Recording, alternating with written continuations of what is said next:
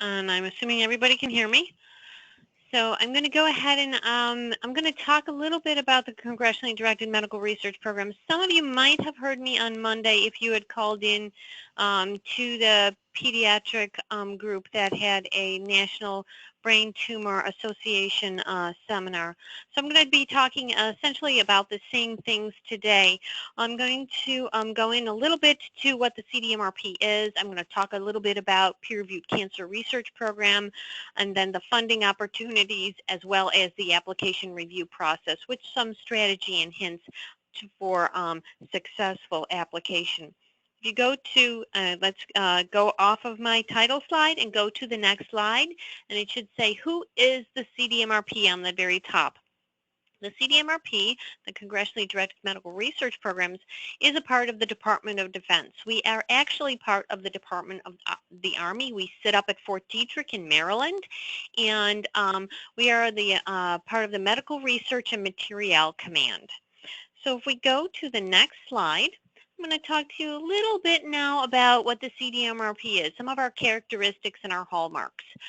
First of all, our vision is about the transformation of healthcare for service members and the American public through innovative and impactful research. How do we do that? We do it by responsibly managing collaborative research to advance a discovery, development, and delivery of healthcare solutions to service members, veterans, and the American public. It's really important to note that the CDMRP is not a research laboratory. That's not, we don't do research here. What we do here instead is we are a funding and management execution agency. So that's what we do for the Department of Defense, for the Defense Health Agency. So if we go to the next slide, some of the hallmarks of CDMRP.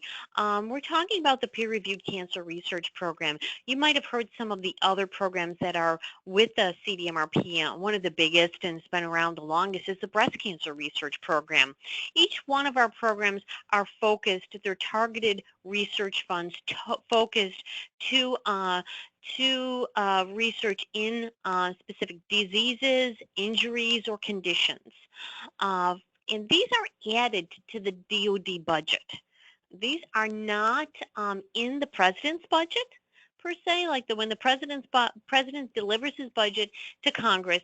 Though the requests for money for any of these programs are not in the president's budget. These are congressional interest programs. So, and that's actually what the peer-reviewed cancer research program is. So it is added on to the appropriation, the DoD appropriation, by congressional members. And why do they do that? They do that because of advocates, both patients and family and caregivers that have been affected by the disease, injury, or condition, as well as researchers and clinicians and so on. I want to make a point, though, that I have nothing to do with what topic area gets put into the peer-reviewed cancer research program. I cannot lobby Congress to bring in a topic area. That's actually against the law, and it's against the Hatch Act. So let's talk a little bit now about some of the other hallmarks of the CDMRP. Like I said, patients, caregivers, parents, and so on, of people that have been affected by the disease participate throughout the process, and we call these consumers. And the reason why they're called consumers, because the end product of the research, their treatment, their rehabilitation, or whatnot, they are actually the people that use the delivery of that product. So we like to call ourselves the innovative team here. We're looking for high impact, innovative research. We really are looking our hallmark type of research is really that out of the box type of idea, something that will leap off the edge of science and bring us to a new landscape, a new area. That's what we're really looking for. Each programs is different. Like I talked to you about the breast cancer program, I can talk to you about the orthopedic program or the autism research program. Each one of our programs has a different vision and a different investment strategy, and those are adapted yearly.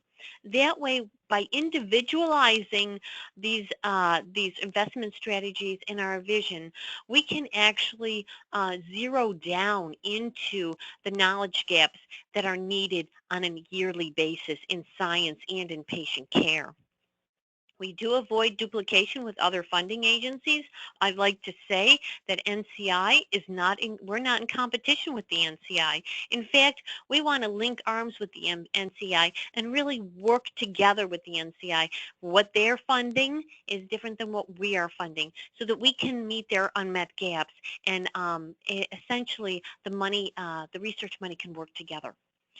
So we do have funding flexibility. I do want to point out that because we are an appropriation, it's a yearly appropriation. It's added onto the budget on a yearly basis. And what that ends up being is that we don't know if we're going to be around next year. We know that we have FY17 funds. We don't know that we have FY18 funds. We can't project that we're going to have FY20 funds. Okay, so what we have to do is we obligate all of our funds up front. If I tell you you're going to get an IDEA award with special focus, that's one of our award mechanisms. If I tell you you're going to get $400,000 in direct costs with indirects for your university's indirects added on top of that, I'm telling you, you're going to get all of that money, regardless of whether or not the peer-reviewed cancer research program, it goes away next year. If it goes away next year, all that money is obligated. It might not be dispersed to you, but it's all obligated to that funding, to that essentially that quote-unquote purchase request, so that you will actually get those funds as long as you perform and hit all your milestones. It has nothing to do with whether or not we exist next year.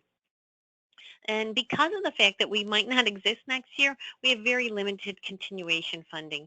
It's very, very hard to say that once you finish this award mechanism, you can then come back and reapply for continuation funding. That's really not the way we work. We don't have a pay line, and I'm going to talk to you a little bit about how that works in a bit. Let's go to the next slide. And this is our FY17 funding list for the CDMRP. You can see the number of programs that we are managing and executing here up in our little building up in Fort Detrick. We actually do, like I said, all the way from autism, lupus is a new program this year, ovarian cancer, and peer-reviewed cancer research program, which has been around since 2009, has 14 topic areas this year with $60 million. We've actually had a little bump up from $50 million that we had last year. We started in 2009 with $16 million. Now we have $60 million. So we think we're being quite successful in moving forward. Now I do want to talk about, if we go to the next slide, our topic areas. If you look at that, there's a number of different topic areas under each one of those fiscal years. When we look from fiscal year 09 all the way through fiscal year 16 that I have on this slide right now, you can see that some topic areas appear and some topic areas disappear. For instance, bladder cancer was a new topic area in FY16. Blood cancer disappeared. It came to us in FY10. It went all the way through FY14 and disappeared in FY15, and it has not returned since. The only topic area that has been with us from the very beginning is melanoma and other skin cancers. If you look at it, it has check marks all the way across, and it has been with us since the very beginning. When I showed you our investment pie, you'll notice how that affects that investment pie. Because melanoma and other skin cancers has come up to the table for a piece of that pie every single year, it actually has the largest slice of that pie.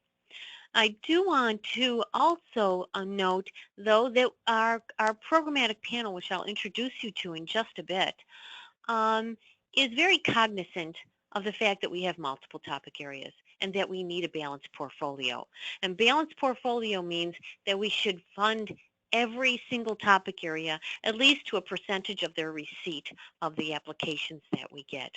So we do move forward with that in mind, always keeping that in mind, that we do need to fund each topic area. Now there is one topic area all through that list that we have there. There is one topic area that I have to admit has not been funded, and that's way at the bottom, radiation protection utilizing nanotechnology. It was there for 2 years. It didn't get any proposals that were meritorious in science. Excuse me. Therefore, it was not funded. If we go to the next slide, I'm going to talk to you now a little bit about the FY17 topic areas. The FY17 topic areas, we have 14 topic areas. That's the most topic areas we've ever had. Brain cancer is one of our new topic areas, although we've had pediatric brain tumors on and off throughout the years. We also have another new one is cancer in children, adolescents, and young adults. So as I said, the decision about what these topic areas will be is really up to Congress and their constituents. I don't really have a say in the matter. A couple of other points about the congressional language, and this is really drives our strategic guidance, and that is that applicants must address at least one of these topic areas that are mandated by Congress.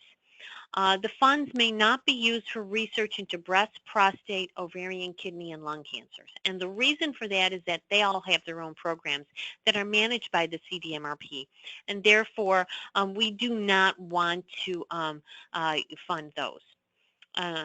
Research progress should be relevant to service members and their families. And I'm going to talk about how you can make your proposal relevant to the military in a couple of slides from now. If we go to the next slide, you'll see that pie I was talking about from FY09 through FY16. The PRCRP investment per topic area pie is shown here. We've had about $200 million that's been appropriated for the peer-reviewed cancer research program, and you can see that melanoma and other skin cancers has 20% of that pie. Now, pediatric brain tumor has 6% of that pie. It's come and gone, so it's been infrequent. You can see that cancers related to radiation exposure has about 1%, but it was only around for 1 year. So you have to really kind of look at both that check marks slide that I showed you, as well as the receipt that I get for the different types of topic areas. For instance, there's been a very low receipt in mesothelioma in some years. We had a very low receipt in radiation protection utilizing nanotechnology, so that didn't really help them at all.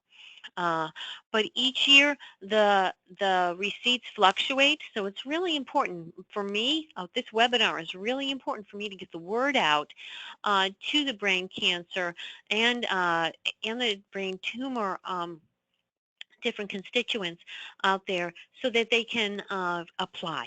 If you go to the next slide, now what I'm going to do is I'm going to talk to you about how that process works, how to apply and what to do about it, okay? And also what types of award mechanisms we have. First of all, I'm going to talk to you about this program cycle. We like to call this our Krebs cycle because we're all scientists here, and we miss being scientists. So our very first part of that on the left-hand side is our congressional appropriation. Starts with our congressional appropriation. Our congressional appropriation came very late this year, if you don't already know that. The budget and all that finally was signed into law in May. So we're really late. We should have gotten that in September of last year. So this is pretty late along the lines. So for the peer-reviewed research program, peer-reviewed cancer research program, our vision setting is held with an investment strategy. And what I want to draw your attention to first is the middle of that slide, the hub, and that's the programmatic panel. Who are the programmatic panel, and what do they do? The programmatic panel is essential to the functioning of the program cycle itself. The program panel includes clinicians, includes lab bench scientists, includes consumers, includes military members. You can go on our website and click on a link that will actually show you the members of our programmatic panel. That programmatic panel comes together during the vision setting. And during the vision setting, that is our investment strategy. That's when we talk about those knowledge gaps. That's when we talk about what is needed in patient care, what is needed for the future. What are we going to do if this is the last year we get this money? How are we going to change science in these different topic areas? So that's what we do at vision setting. The product of that vision setting is the solicitations or the funding opportunities. We call them program announcements.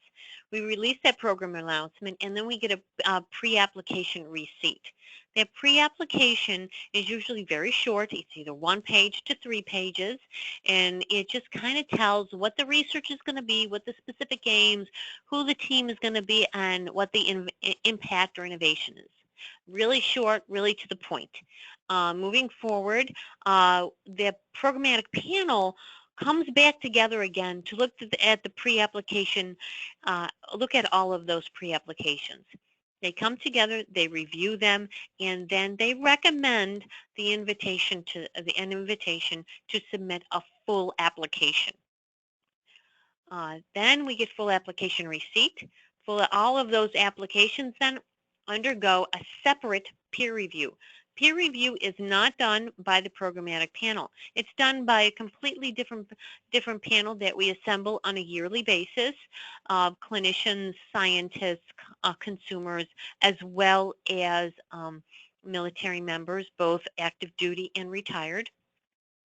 So after peer review is programmatic review. And I'm going to, in the next slide, what I will address is how peer review and programmatic review work together in a 2-tiered step process in order to get our funding recommendations. After funding recommendations, we have the approval authority decision that includes the commanding general here at Fort Detrick.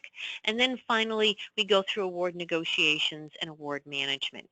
On the bottom, you can see that there's that blue arrow that says that it can take up to 24 months to get to that stage. We can't take up to 24 months. We don't have enough time because our time has been taken by trying to get the budget in place. So hopefully by next year, all of this money will be obligated. If we go to the next slide, and I'm going to talk to you now about that 2-tiered review process that I just mentioned about peer review and programmatic review. How do they interact? What is that partnership? What does peer review do? Peer review is the first step, and it's a really important step. It does the bulk of the review. Here we have we put together separate panels, panels for brain cancer, panels for colorectal cancer, people that would be appropriate to review those applications. They will then look at the criteria that is written in the program announcement and do an evaluation of the full proposal, including the project narrative through the statement of work and the budget, as well as the personnel and so on. They will give scores. They will give strengths and weaknesses in a written critique. And all of this then will move all of that summary statement, that's what we call it, the summary statement, we move it forward to programmatic review. At programmatic review then, our programmatic panel comes back together and they do a comparison of those proposals. And one of the things that I didn't mention with peer review is that when we're reviewing each one of those applications, we tell the peer reviewers, please review these applications as if there's, you're reviewing it against the gold standard, not against one another. I really don't want to hear, oh, this was the best application I reviewed, okay?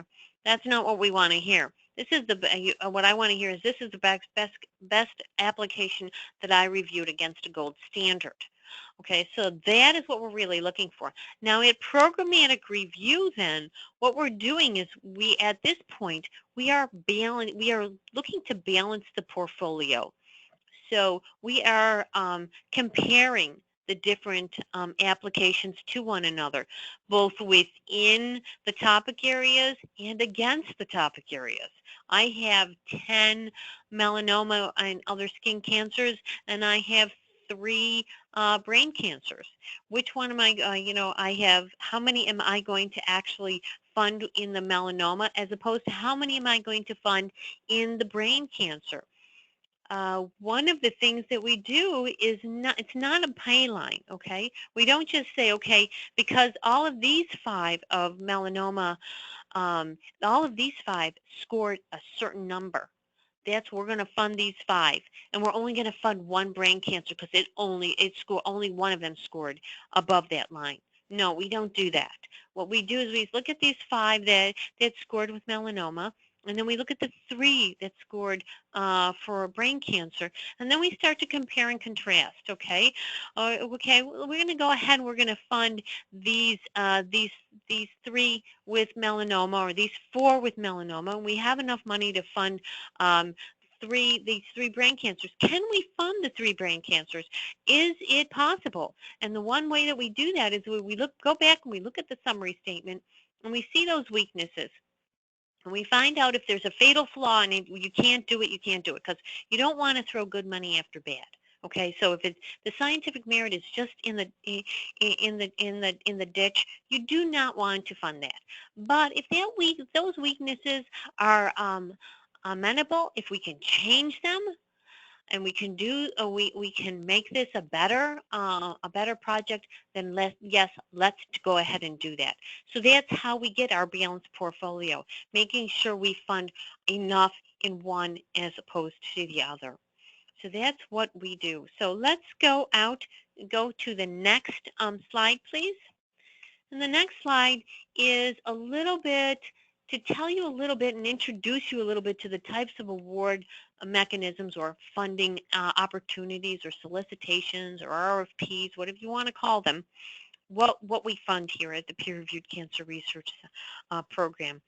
We like to fund both research awards and career development awards. We're very interested in career development because a lot of the science, a lot of the topic areas that we fund are the smaller cancers that, aren't the big ones. We know that there's a lot of money put into prostate cancer. There's a lot of money put into breast cancer.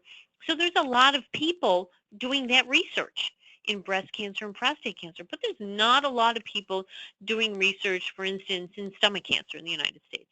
So we want to do career development, and we want to do it at all different stages. The last 2 years, for instance, we had a pre-doc and a postdoctoral type of award mechanism called the Horizon Award to get the young people in and to start them moving forward. Another type that we do is a new investigator type of research award, and that is a career development award to bring people into the science and help them establish their lab and move them forward. So we have to attract them, and we have to actually invest in them. So that's how we do that with career development awards. And we also do research awards, and I think that's really important because of the fact that how we do our research awards. We really fund a lot of fundamental foundation type of awards with those early ideas. You don't have a lot of preliminary data, but you really want to start this basic science up and start moving it forward in the pipeline so that it can move forward through applied translational into clinic. So that's where we have a lot of our money invested in those areas. But we're also starting to invest more along the line where we get to team science and clinical trials, because we know that in order to continue to mature the different topic areas that we have to continue to invest along that pipeline. So if we go to the next slide, we're going to look at the FY17 Peer-Reviewed Cancer Research Program funding opportunities. These are open right now today. I would like you to go to grants.gov and put in the number. If you put in the number in the search area, you can put in the number 12.420. You can actually look for the Peer-Reviewed Cancer Research Program funding opportunities. There are 3 of them: the IDEA Award with Special Focus, the Translational Team Science Award, and the Career Development Award, which I spoke about just a little bit. Now, the IDEA Award with Special Focus, all researchers with a faculty level appointment are eligible. So we've opened up the doors wide for this one. We want to support innovative, high-risk, high-gain research. And it's really important because we are putting an emphasis on innovation. This is an early concept type of award mechanism. So we really are trying to ask you to be very, very innovative. Make that leap. We are going to make it with you. We're going to be your parachute, okay? Go ahead and make that leap. We are okay doing that high risk, high gain. And don't tell me it's innovative. Show me how it's innovative. I think that's really, really important. We do have an innovation statement in that application package. You'll see that the special focus there is on military relevance, and I'm going to talk to you a bit about how to address military relevance in a few slides. So the preliminary data is discouraged. This is early concept, but we are looking for you to base this on strong foundation in science. The direct costs are $400K over 2 years. That's direct only, does not include your institute's indirect costs. For the Translational Team Science Award, assistant professors or above are eligible. And what we're doing here, this is a team award, so we're really bringing together a couple of PIs together to partner together to support a correlative studies associated with an ongoing or completed clinical trial.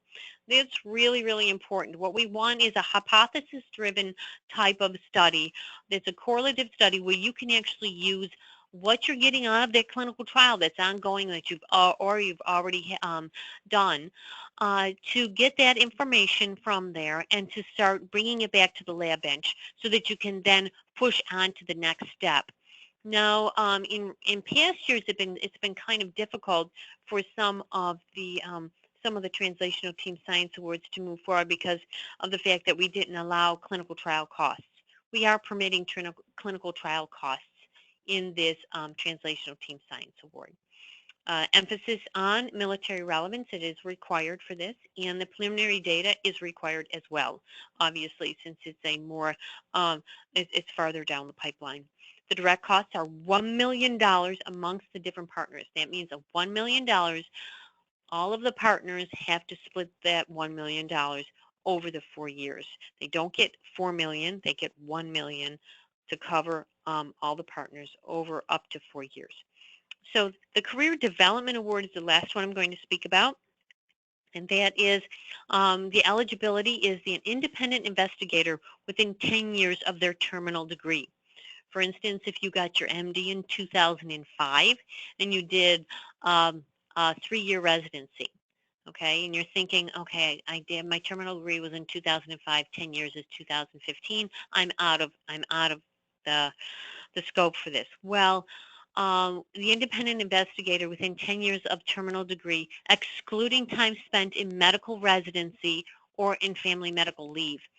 So if you happen to have done a 3-year residency, you can take that 3 years off of that 10 years. So you only have 7 years. So that brings you within that 10-year period of time. The designated mentor has to be at the level of associate professor, and we're really looking to push impactful research here. The focus is on military relevance. It's required as well, and no preliminary data is required. And the direct costs are $360 over 3 years. We go to the next slide.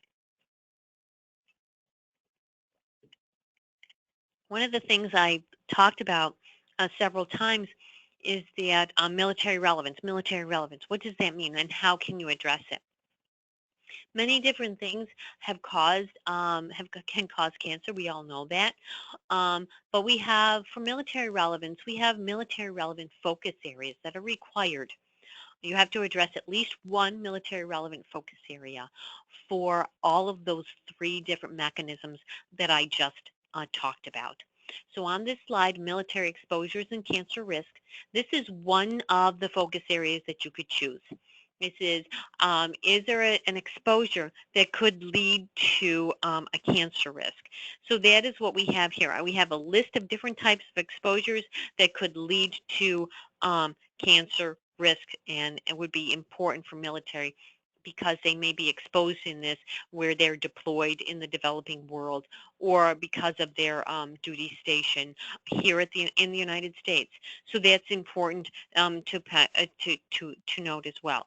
So if we go to the next slide, I can tell you a little bit about the second military relevant focus area that you can choose, and that's within the cancer care spectrum. I like to call the cancer care spectrum from prevention, diagnosis, prognosis, treatment, and survivorship. Somewhere along that line, there is a gap, there's a knowledge gap that profoundly affects the military. And that's how does it profoundly affect the military? Can you imagine if you're a member of the military and your spouse happens to be diagnosed with brain cancer? How are you going to keep your head 100% in the mission? You are probably going to apply for an exceptional status, and exceptional status takes you out of being deployed with your unit. So now that unit has to move forward without a critical person, critical member of their unit, and they have to be deployed. So it does cause quite a bit of issues with the military if we are not able to keep not only the military members themselves, but their families healthy. We have to keep both healthy. It's also important that the military health system itself, the majority of people that have been taken care of by the military health system have never worn the uniform. So that's an important, a critical thing that people seem to forget.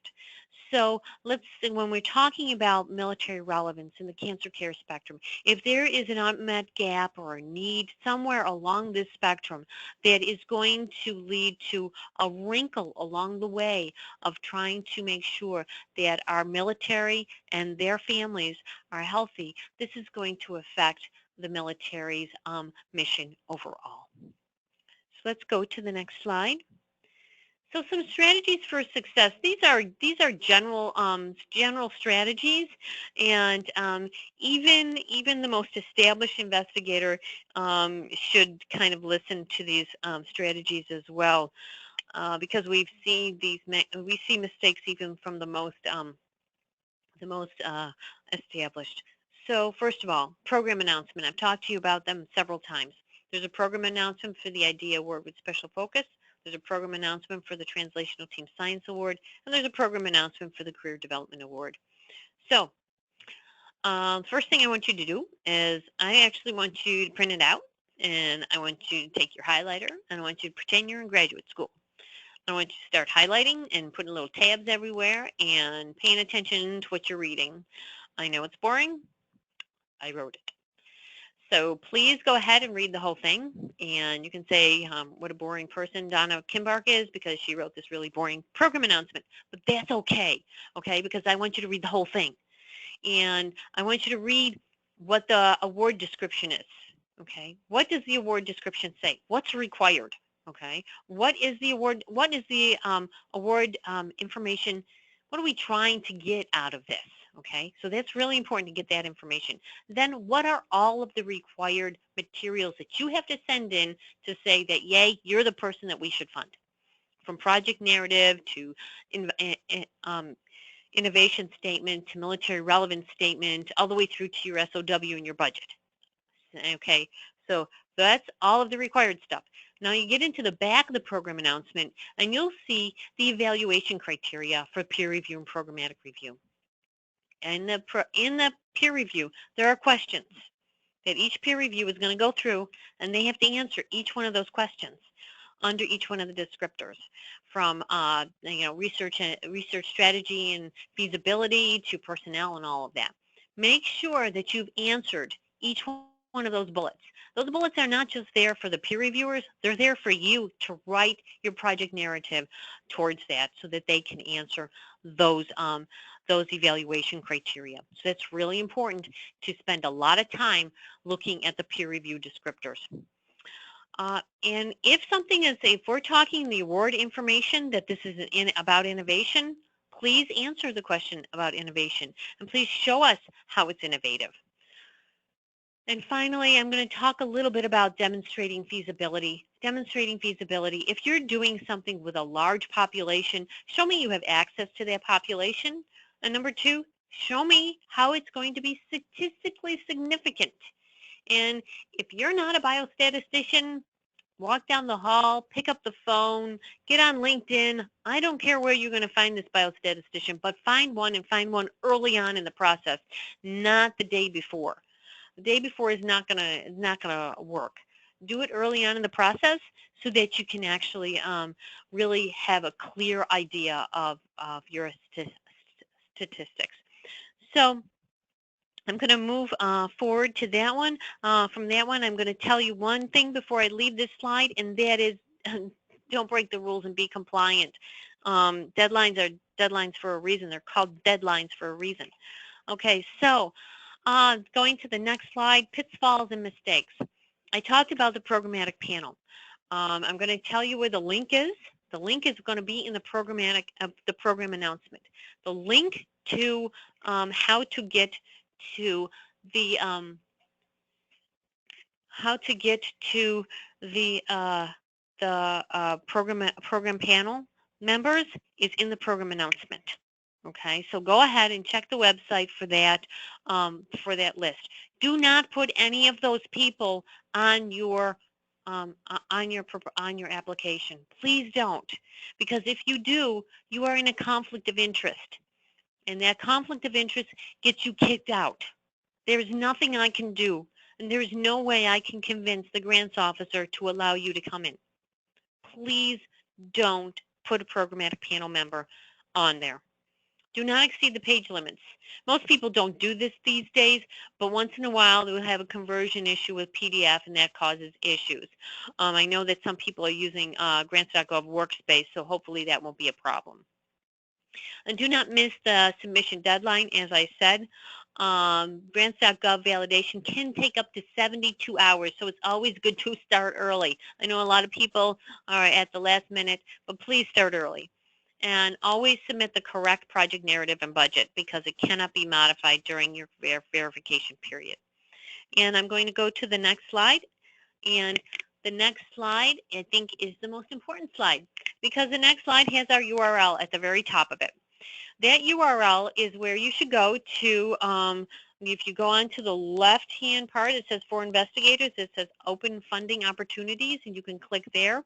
If you want to find the peer-reviewed cancer research program, if you go up from the for investigators, go right up to the toolbar that says research programs, you can go ahead and click on that, and you will be able to find the peer-reviewed research program on there, and then click to find out a little bit more about our program.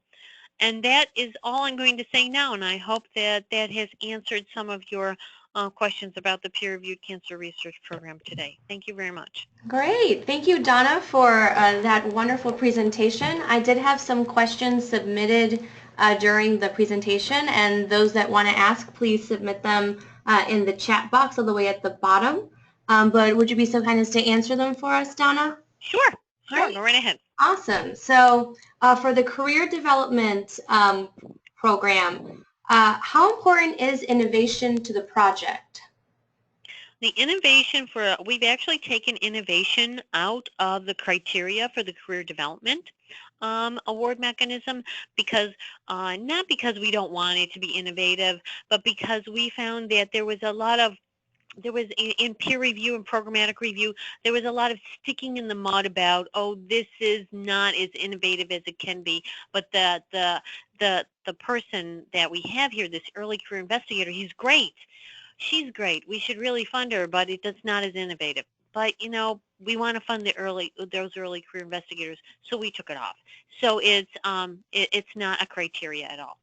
Okay. Great, thank you for that. Are comments given back at the pre-application stage so applicants can improve their full application?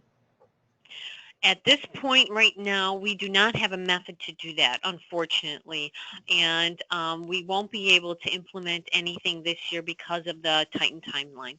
Okay. How likely is someone who was previously funded again? I've had this question a couple of times over the last couple of days because I've actually done a couple of these for the different topic areas. I can tell you that the likelihood is that you know the system now, so that you're more experienced with how to get through the system. But there is no past performance that says, oh, you've been funded by us before, so we're going to fund you, or oh, we funded you before, so we're not going to fund you. So it's really, you come in as a fresh face, you just know how to get through and you know, not to do the conflict of interest stuff and all that. Okay. Do you fund studies based on caregiver burden or quality of life? Actually, we have this year. This year is one of the things that we talked about at vision setting was trying to get quality of life and survivorship in there, and get it into our research portfolio. So the Translational Team Science Award, actually, it has some. We have encouragement areas. They're not required, but we have encouragement areas, and one of the encouragement areas is about the patient-reported outcomes, survivorship, and/or quality of life. Okay. Do you anticipate there being a lot of competition now that the brain cancer designation has been added on? A lot of competition in brain cancer or not? I'm not exactly sure what the question is, but I'll answer it from two different modes. I can tell you that there isn't a knockdown fight at programmatic review to recommend one topic area over another. Each programmatic panel member does voice their opinion and does try to get a decent number of their topic areas recommended for funding. But a lot of times it really depends on the receipt. So we try to watch the receipt, and I try to reach out and all that to make the receipt as healthy as possible for each one of the topic areas. Sometimes it works, sometimes it doesn't, just to be honest with you. Now, is there going to be a lot of competition with brain cancer? I would say most probably, but that shouldn't tell anybody not to apply. Because I've done 2 different webinars this week. I'm hoping that we get a good number in. We got a nice number of bladder cancers in last year because I did a webinar for the American Urological Association, and we got a nice number of bladder cancers in, and was able to fund quite a number of bladder cancer. So I'm hoping with brain cancer and plus pediatric brain tumor, those 2 topic areas really should be a healthy receipt and hopefully a healthy funding as well. Okay. Let me see if I have any other questions. I don't seem to have any, so I'll leave it at that. This webinar was recorded with Donna's permission, so it'll be put up shortly after this. With that, on behalf of the ABTA, I want to thank you, Donna, for taking the time to guide us through, and we're excited to be added in as a topic area that the DoD will be funding. Great, and thank you very much. Yes, thank you. Bye. All right, and with that, I will end the webinar. If you have any questions, feel free to email me. I'm Natalie Alvarado, Research Grants Manager, and you can email me at NALVARADO@abta.org. Thanks, everyone. We'll see you next time.